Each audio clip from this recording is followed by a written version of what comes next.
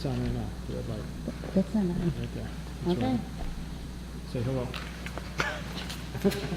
Thank you. Good evening, everyone. Can you guys hear me in the back okay? I prefer to not use a microphone. I'll have this on to just capture if needed, but should remain pretty quiet. I'll be moving around a little bit. My name is Matt Crum, business manager here at ACS. Thank you for being here tonight.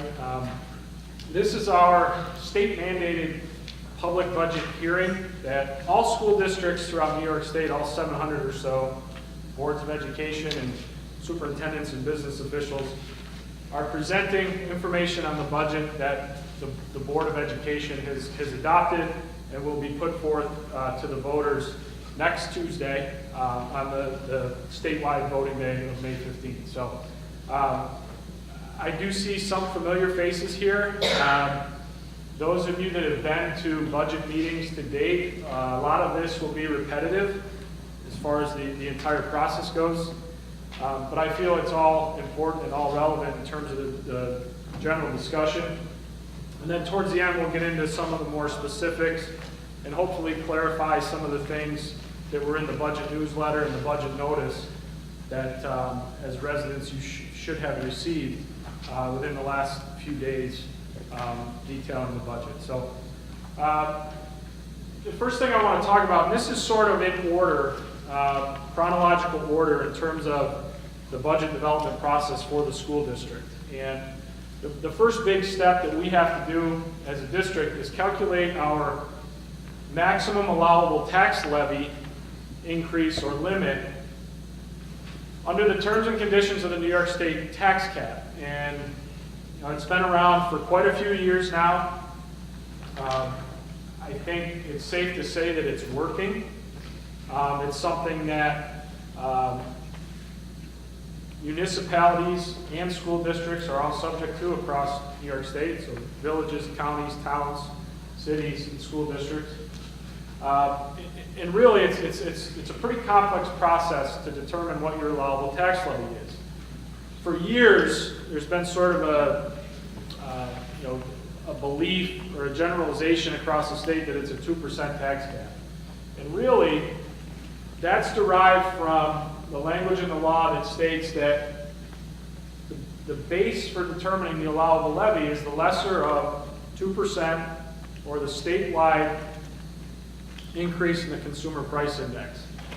This year, for the first time in several years, that CPI statewide was over 2, so 2% was the baseline number. Off of that 2%, we're able to add to it based on property growth within the district. So that's actual physical growth, addition of property, taxable property within the district. That's a number, the growth factor that's provided to us by New York State. And then we're also allowed to add in exclusions. Well, that probably sounds backwards. You add on your levy increases based on exclusions for the capital levy that's already been authorized by the district's voters. So the local share of capital projects that have happened here and debt that the district has taken on is excluded from that calculation. So at the end of the day, in order to comply with the New York State tax cap, our allowable levy increase is 2.89%.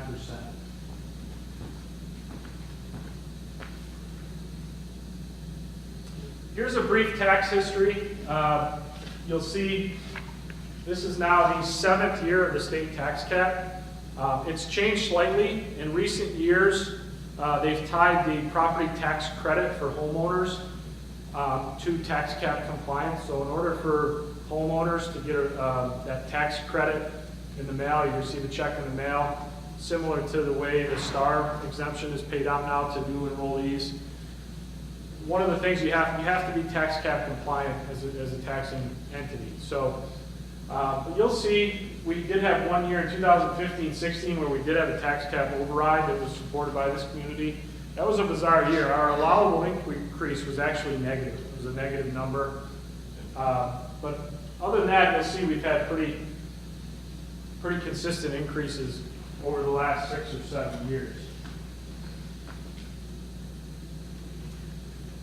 So the next piece, the next thing we kind of await after we figure out our tax levy is the New York State budget. Governor Cuomo, in his tenure, has put a real premium, or made it a real priority to have an on-time state budget.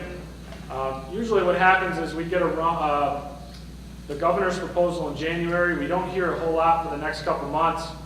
And then at the end of March, there's the proverbial 3 men in a room, and April 1st we have a state budget. And that's important to us because we find out how much aid we're going to get from New York State, which is our other major source of revenue for balancing the budget. So really, most of our budget is comprised of the tax levy and aid from New York State. And typically what happens is there's aid increases to education, to schools specifically, in the governor's run. The last few years what we've seen is that number tends to increase a little bit once the Senate and the Assembly get together and the final budget is enacted. So I'm not going to go through these. I've been through them in past meetings. There's a lot of other initiatives that are in the state budget that pertain to public education.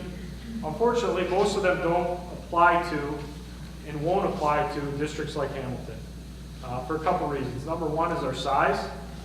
Number two, and probably more importantly, is our wealth.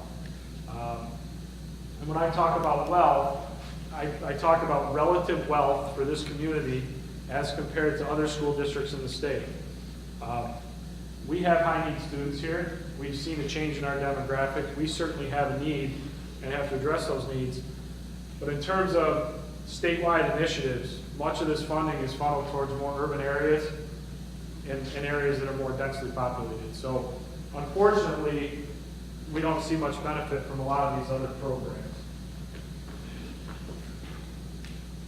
So looking at the budget, looking at the revenue side, we talked about 2.89% of proposed tax levy increase, which is right at our limit. That's the equivalent of about $205,000.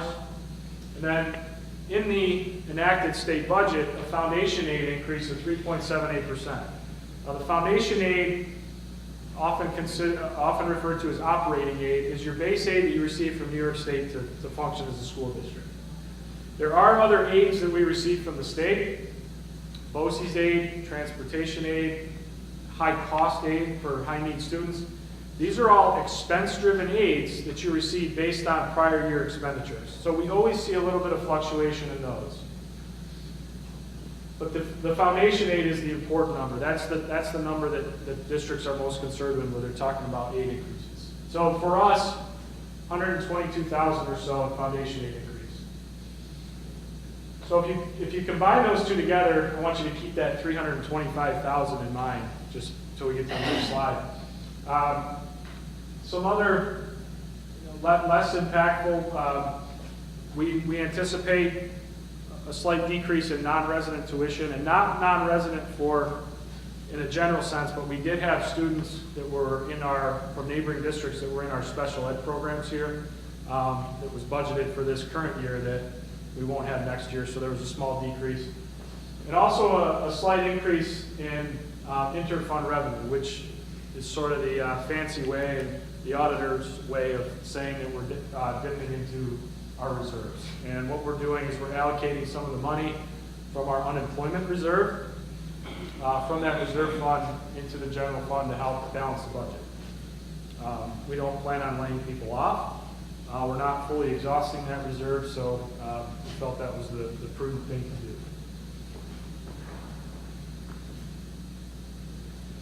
Now, in terms of expenditures, and I'm going to get into the details of the newsletter, but we're 70% of the budget is people, salaries, benefits across the board. This is a people business, if you will. I hate to refer to it as a business. We are making some additions to staffing for next year in terms of budgetary impact.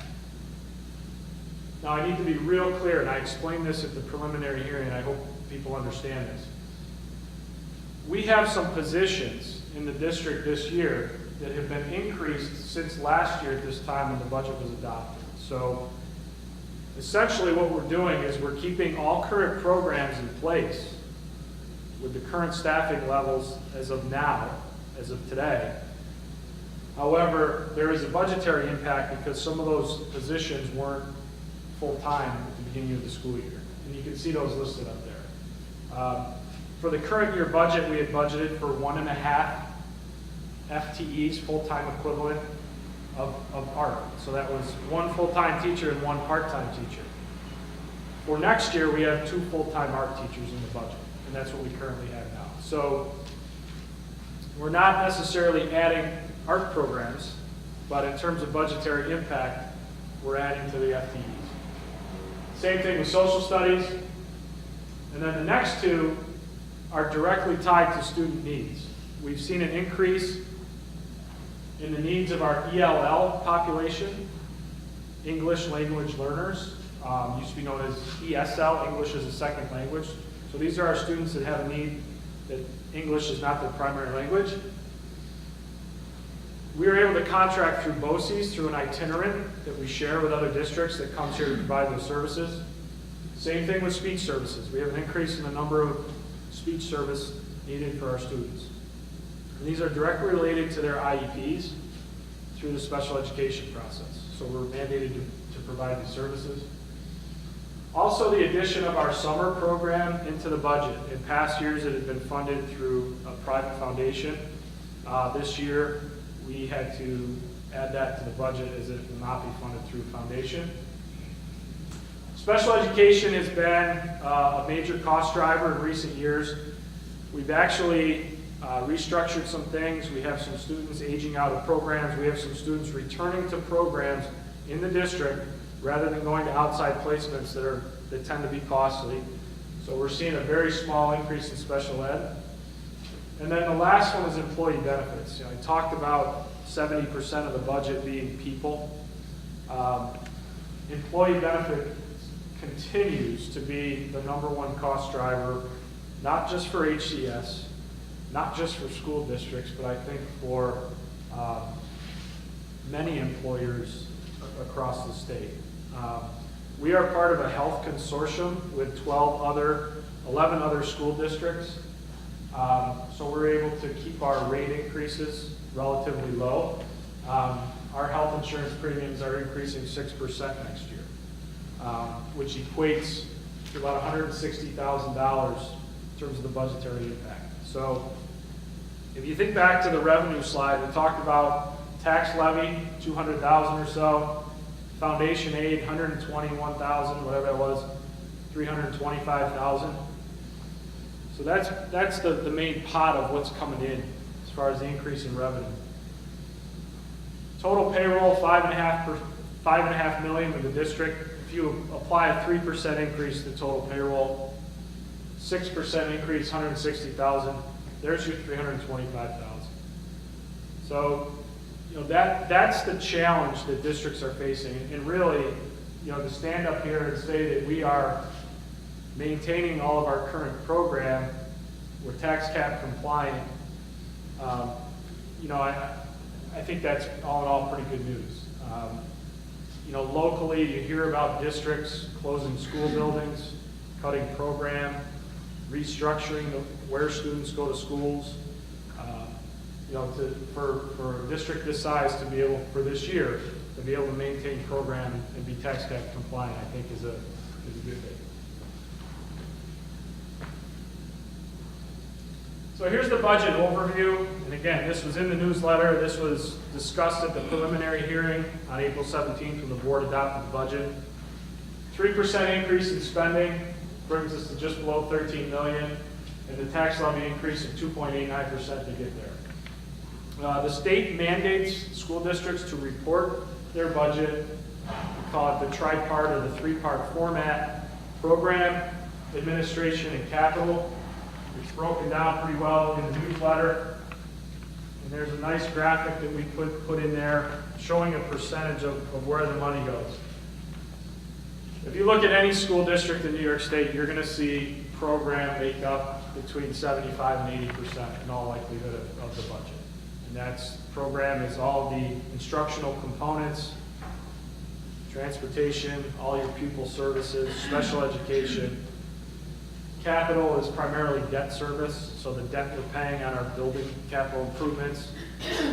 and then the administrative piece, board, administrative offices, superintendent, business office, we'll get into that in a minute. So that's sort of where we've been. So in terms of breaking things down, and I know, again, I mentioned the three-part format. This was all in the newsletter. If anyone has questions regarding particular lines, please shoot your hand up. I'd be happy to answer any questions. I don't think it benefits us much for me to just stand here and spit out these numbers, but I'll highlight some of the key things, maybe just provide some clarity for some areas that historically have been maybe a bit confusing, or people don't understand what would be included in there. So in the program budget, and I said this is 76% of the budget, and that's typical for any school district that you look at. It's instruction, which is the delivery of all the regular instruction, K-12, all the supplies and materials for all of our staff here. Special program is the delivery of instruction, tuition payments for all of the education for our students with special needs, is driven by the Committee of Special Ed and Students' IEPs. We do provide a little bit of support to our cafeteria. We're not, if our lunch prices had to increase at the rate at which costs of preparing meals did, we wouldn't be able to serve lunches, so we do offer some support. Pupil services is guidance, nurse's office, extracurricular activities, athletics. Transportation is pretty straightforward. Instructional media is the library, both libraries, and all of our informational technology, hardware, software. I'm going to focus on this because it is the most significant increase as a percentage. This current year, we did a major overhaul of the district's infrastructure, technology infrastructure. New servers, new wiring, and a whole bunch of other stuff that I can't even pretend to know about. But with that, wireless access points, increasing our connectivity. With that comes an increase in the services to maintain what was done. So when that work was done this year, to support the changes that have been made, there's a little bit higher of an increase in those areas. Excuse me. And then the employee benefits is basically the employee benefits, health insurance being the main piece of all the employees that fall within the program budget. So it's a certain allocation of the total budget. The district also makes contributions to the state retirement system on behalf of our employees. It's a percentage of total payroll. That rate also went up slightly this year. So we had a reprieve in that area last year, but that increase is going, we did see a slight increase in that. So when you total that together, you see the little over 3% increase in total program. So the administrative piece, the Board of Education, you see an increase of a little over 6%. In terms of dollars, it's $991. Board of Education, this can be a little deceiving. Board of Education, these are not necessarily expenses that the board is going out and incurring. I know it may be perceived as that. But basically, the Board of Education expenditures at $16,000 includes the board's membership to the State School Boards Association. It includes the fee that we pay for the software and the hosting of Board Docs, which is our online web-based platform that we run our Board of Ed meetings. It also includes the clerk's salary, the board clerk's salary, and then it includes all the expenditures associated with running district meetings. So we do incur expenses next week when we run the vote. And it also includes trainings for any new board members. So the increase this year is because of trainings for board members and increased costs to run the district meeting. We used to be able to run our elections on our own. If you remember, we used to have the actual lever voting machines. We're not permitted to do that anymore. So this will be the second year, I believe. Second year, Deb? Third? Yeah. track. So now we have to actually rent the equipment, pay for inspectors from the county. So that's the reason behind that increase. Matt, in that line, it also includes the required legal notices that we have to. Yes, put out. yeah. Anything associated with board meetings, any district meetings, so vote, board meetings, any special meetings that come up. Yep. Central admin and finance is basically the superintendent's office and the business office, our independent audit. Staff is kind of a broad term, but the bulk of the staff line is our legal fees that we pay to our district attorney and district's attorney, and also the policy development and labor relations staffs at our BOCES. This item is a little bit higher right now than it typically is because we still are in contract negotiations with one of our bargaining units. So it's a bit higher than it typically would be. Special items is the district's liability insurance, and then our share of the BOCES capital, rent, and administrative budget. So as a component district, the Madison Oneida BOCES, there are capital, administrative, and rent expenditures that all 9 component districts pay towards BOCES, so that's included in there. Admin improvement is the principal's offices, staff development and service, and then again, employee benefits, the benefits tied to the employees in that section.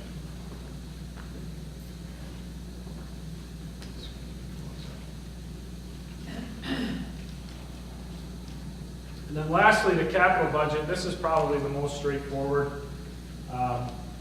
Central service is basically operations and maintenance budget for the school. It's the cost to keep things going.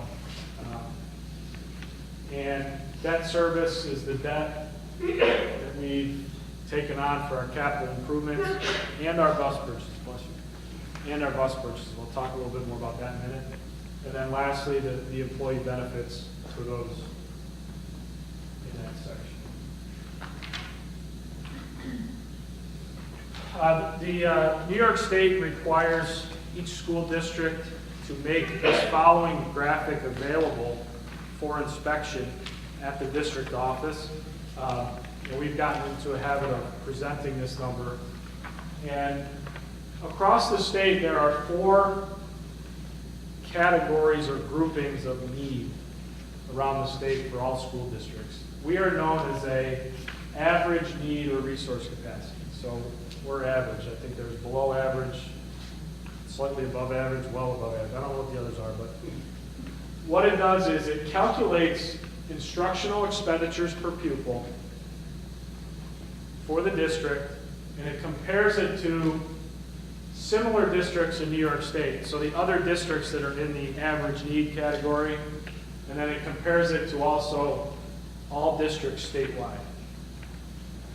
So that comparison is done for general education, which is that instruction line, if you will, on the budget, 3.2 million or so, and then also for special education. So this is pretty much where we've landed in recent years. We're slightly below average in general education in terms of similar districts and in New York State, and we're slightly above average in special education.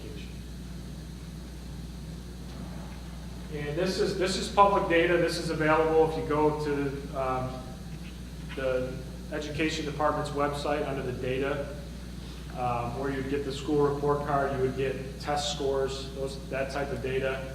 This is there under the fiscal accountability section. So this is public data that's out there. So any questions? Any questions on numbers, detail? I'm going to kind of start to transition now to next Tuesday as we prepare for the vote next Tuesday. Any questions on the budget? Any line items? Okay.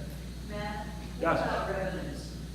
I'm sorry? Revenues, like the money coming in, revenues, how that is divided? Like Yeah. taxes, state aid? Sure, so Pilot. of that 13, let's call it $13 million budget, our tax levy is, I believe, 7.3 million of that, and we get about 4 million in state aid. So it's the bulk of it. We do have one pilot payment currently with Good Nature. It came onto the books last year. I believe it's a 10-year pilot, so next year will be year 2.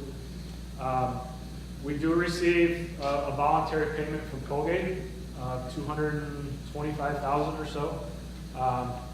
It's not a pilot, and I have to be very clear about that. It is a voluntary payment.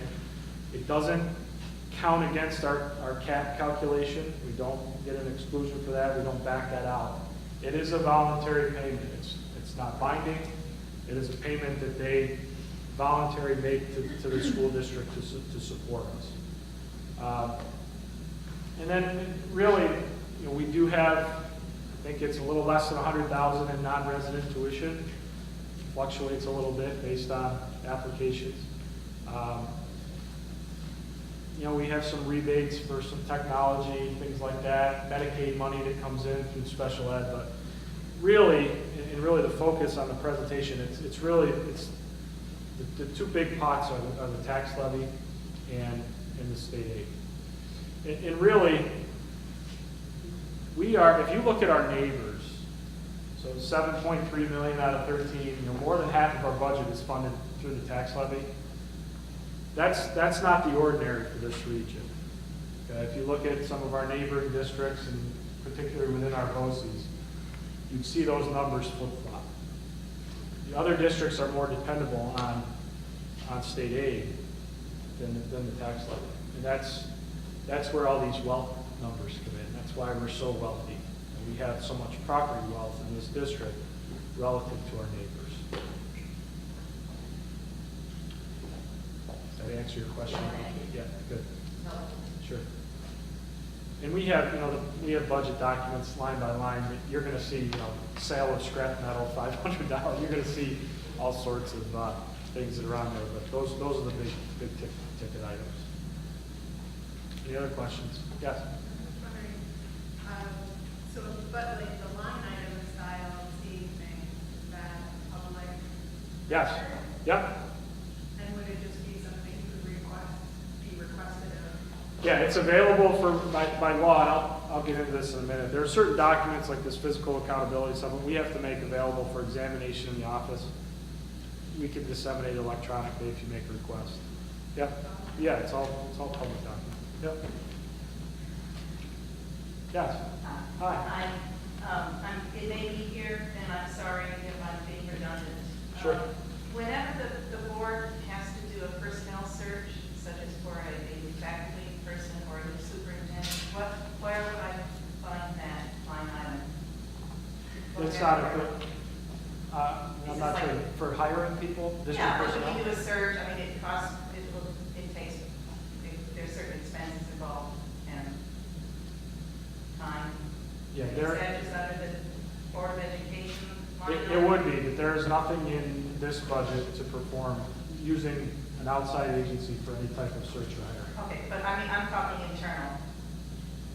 We don't utilize outside agencies for, we have, we use I'm a. sorry, I think you're misunderstanding me. I'm not saying you're using an outside agency. But clearly, there's going to be time spent by professionals whenever there's a search for faculty or superintendent. And so is that accounted for in one of these line items? Yeah, I mean, we subscribe to an online system, for job postings, and that is in the administrator's component. I think it's under special items. It's called OWASP. It's the online application system where we post jobs. It's a network through the BOCES that people can go look. I think it's $2,500 a year. It's a minimal expense. Any other costs really would be release time for teachers on committees, so it would be substitute teacher costs, which are in the program budget. But Okay, so if I were to look for the line, what category is that? So it's like a cross-category expense. it depends. It's very minimal. Thank you. Yep. Yes. Comparing what was proposed by your principals to what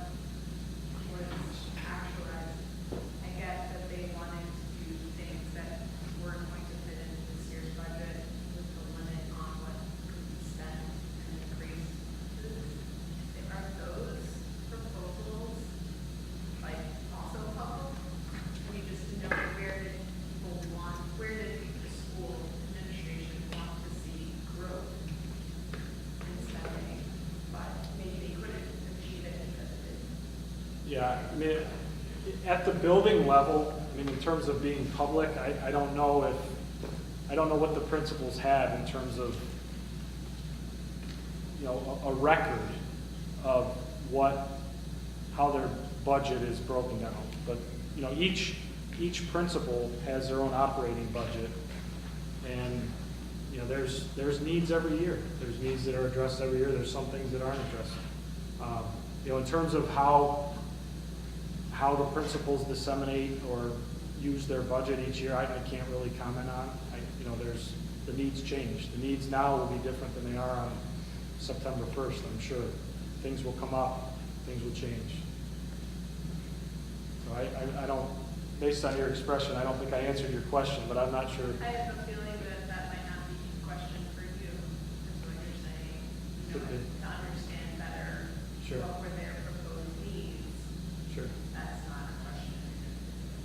Right, yeah, I mean, if you're talking about, you know, staffing, that's first and foremost, because, you know, we have conversations about staffing because it is a major cost driver, but in terms of Right, that's what I. staff development, instructional materials, that kind of stuff, I mean, that's really done at the building level. Yeah. Any other questions? So for next Tuesday, 12 noon to 8 o'clock in the bus garage, those of you that come in to vote, you'll see 3 propositions. You'll have to bubble in yes or no for the first 3, and then the board election on the back. But the first proposition you're voting on is the budget, the spending plan of $12,958,000 and so forth that the board adopted on April 17th. So that's first and foremost. The second proposition is for the purchase of 2 school buses, not to exceed the amount of $180,000, and to issue the debt in order to do that. Now, this is something, you know, every year we get questions. Declining ridership, declining enrollment, why do we need more buses? And it's a valid question. You know, I get calls throughout the year. You know, every day I pass bus so-and-so, and it's half full. How come? Well, as a small school district with, I believe, the last I knew, 80, I know in the elementary it was 89%, and I'm guessing the secondary is probably a little lower, but let's say 80% of our students involved in some sort of extracurricular activity. Our ridership varies greatly, depending on the time of year. This time of year, when the weather's nicer, we have outdoor sports, after-school activities, outdoor after-school clubs. Yes, our ridership is down. We have to be prepared to provide transportation to the maximum level. We've also found in recent years that we've really had to diversify our fleet of vehicles. So we have some vehicles that are 72 passenger, we have some buses that are 60 passenger. We recently purchased a van. We've held on to our Suburban. Our needs for transportation change very frequently. One of the reasons one of the buses that's being proposed here for purchase is a larger bus. And we are looking very, very strongly at combining, consolidating, reducing by 1 bus run next year. Bus drivers is a major problem in terms of finding, recruiting, and employing bus drivers. There are new state and federal requirements for bus drivers to get behind the wheel. The process is very lengthy, it's difficult, it's expensive. All districts are struggling with bus drivers. So as a potential solution, we're looking at combining a run, so a larger bus would be needed. We also get very detailed reports. All of our bus maintenance is done at the Madison Oneida Central Maintenance Office in Oneida. Every month we have reports that break down the cost per mile for our entire fleet. And what we found is really, after 5 years is where you really see an increase in the cost per mile in the fleet, cost to maintain buses, and you also see a big drop off in the trading value. So years ago, before when I first came here, before the tax cap, the district was moving towards a 5-year replacement cycle for all buses. With our declining enrollment and with our our constantly changing need, we really couldn't do that because some years we needed a big bus, some years we needed small bus. We had one year where we had a spike in the number of our wheelchair-bound students. We had to buy a bigger wheelchair bus. So, this is something that comes up every year. We do analyze it. We do think it's the most efficient way to do it in terms of, maximizing trade-in value. We don't necessarily trade in our oldest bus. We trade in our most costly. We had three years of, in the late 2007, 8, and 9, a certain manufacturer. They were not good buses. I don't know if we just got a bad run of this particular manufacturer, but we traded those away and kept buses of a different manufacturer that were older. So that's just a little bit on bus purchasing, transportation in general. It's a major challenge, major challenge. So I know we're not alone in that. We're trying to be creative. We work with other districts. We transport kids from other districts every day here. And we have Hamilton kids that are transported by other districts as well. So it's a constant battle. But anyway, second proposition, separate from the budget proposition, is for the purchase of 2 school buses. The cost associated with the purchase of those school buses is included in the budget. So the debt that we would incur in order to purchase these buses, net of trade, is included in the $12.9 million of the budget. And then lastly, the last proposition, which in terms of our operation and our tax levy, is for our friends at the Hamilton Library. This is the proposition for the tax levy in support of the Hamilton Public Library. So this is not included in the 2.89% of the district. This is strictly for the Hamilton Village Library as a proposition at our polling place and in our budget vote. So that's pretty standard. I think in recent history those have been the 3 propositions.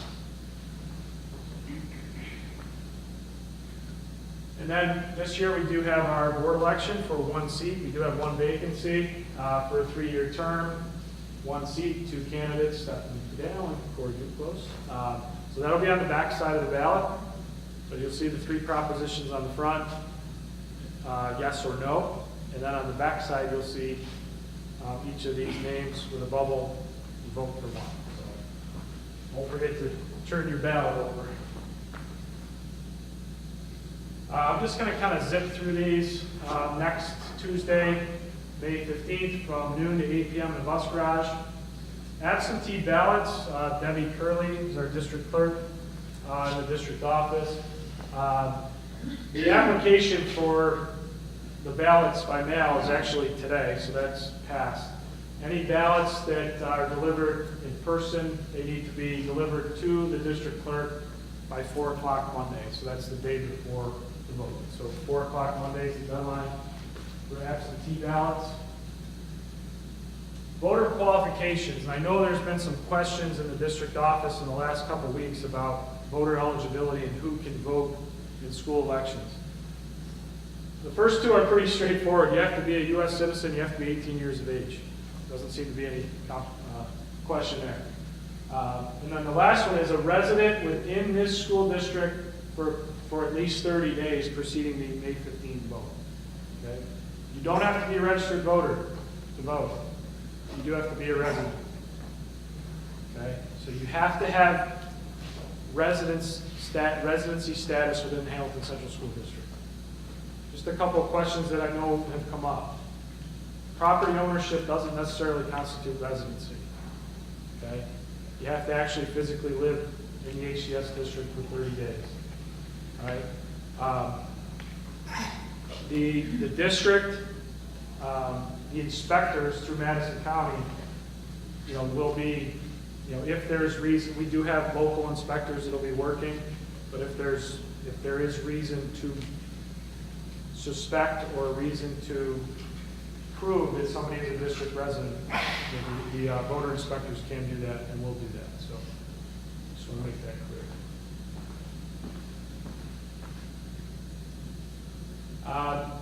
I mentioned mandated documents that are available for examination at the district office. One of those is a tax exemption report. We have to disclose and make available a list of the property tax exemptions within the Hamilton School District. So that's available for your viewing or available for dissemination at request. And then I always, at this point, it's Travis and I were talking, we're there. It's next Tuesday's the vote. It's a long process. We start the budget process in the fall with the development of our calendar. A lot of people involved, a lot of public meetings, a lot of discussion. May 10th, this Thursday, 8:30 a.m., we have our senior citizen breakfast in the cafeteria. Our Honor Society kids serve. I think our chorus is going to make an appearance for some entertainment. So it's a really nice event. All are welcome. And then Tuesday is the vote. And lastly, thank you to the Board of Ed. Again, this process seems to be getting longer each year. Those at HCS, our teachers, staff, and administration. Colgate certainly, as I mentioned, with their voluntary contribution. Colgate is a great neighbor, a great supporter, and obviously values the education and what goes on here at HCS. So with that voluntary payment, we certainly thank them. Our local foundations, booster clubs that support us, there are a number of them, and then to our community. I know we had a number of public meetings this year. I'd love to see people come. I'd like to see more people come. It's really nice to get input, feedback from people, ideas. This stuff's tough. This is a meeting that we have to have. We have to present things in a certain way. This isn't riveting stuff. I know that. We're open to feedback on how to better engage people throughout the budget process. We've scheduled our coffees, get a handful of people that come up, that'll show up, but we're certainly open to feedback moving forward to next year in the development process for 1920. So that's all I have. It's 6:45. Our Meet the Candidates night will start at 7. So if anybody has any questions, I will make myself available, and feel free to hang around. So thank you. Thanks.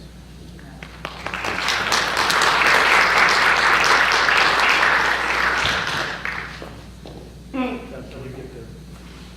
Is she gonna adjourn? Huh? I need you to adjourn. Oh, you're gonna Well, there's a section of.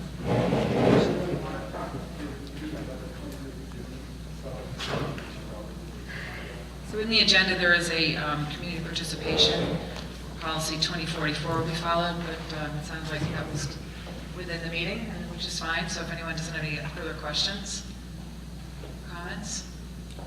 Okay. I need a motion to adjourn the meeting. Second. All in favor? Aye. Meeting's adjourned.